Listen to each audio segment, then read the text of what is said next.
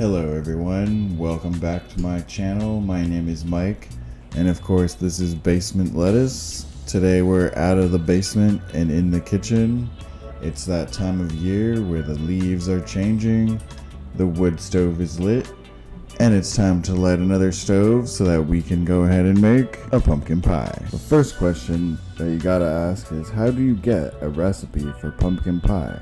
The easiest way is to look on the back of any can. We're just gonna go ahead and follow this one. The other way is to go on to YouTube. So today we're gonna make 2 pumpkin pies. Alright, so let's get started. The first thing it says to do on the back of the can is to mix sugar, cornstarch, salt, cinnamon, ginger, and nutmeg together. So here we go. I already went ahead and beat up 2 eggs. Here's some butter. Calls for like 1/8 of a cup of molasses, but I couldn't find molasses, so this is maple syrup.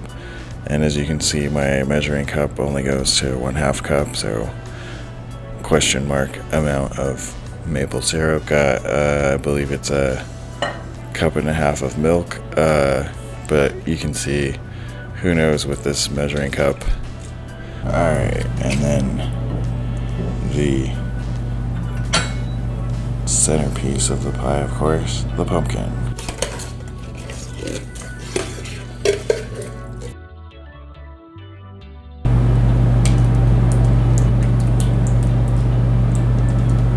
Let's stick that in the oven and see what happens.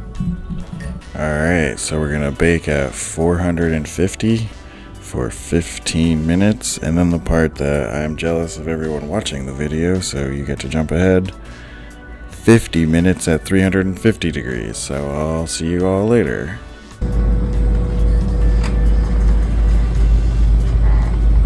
Alright, well that pie is in the oven. We'll move on to the next recipe. Pumpkin pie number 2 from the internet random person. Actually, I found this recipe from the channel Tasting History with Max Miller. This is his modern reinvention, I guess, of the Pumpion Pie. Original recipe 1670. Got a list of ingredients. I'll go ahead and include that down below. His includes raisins and currants. I don't know what a currant is, but I'm just using cranberries instead. My partner doesn't like raisins, so that's that. But we're using an actual pumpkin for this instead of a can of pumpkins. So let's go ahead, chop that up, and get started. Alright, we've got our chopped up pumpkins, apples in the pie pan, and we're ready to start frying this stuff up. So in the recipe it says to dunk these in herb-filled eggs and then toss them in there. So off we go.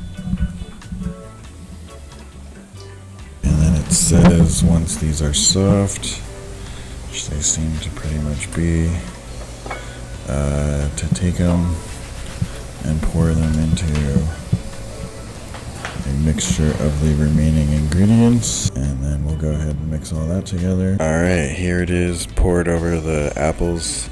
I'm gonna go ahead and open another can of pumpkin mix and just dump it in on top of here. It doesn't seem that full to me. So that's what it looks like going on into the oven. Much like the other pie, we're gonna go ahead and set this for 20 minutes for the higher heat, and then we'll go ahead and cook it, I think, for 50 minutes at a lower heat. So for the ultimate question, how did the pies taste? Well, actually surprisingly good. The 15th century pie had a pretty strange taste. We tried it after the more traditional pie from the back of the can, which was a little bit jarring because it tastes like a slice of Thanksgiving dinner. But other than that, once you realize it's not a dessert pie and actually like a dinner in a pie, it's pretty good.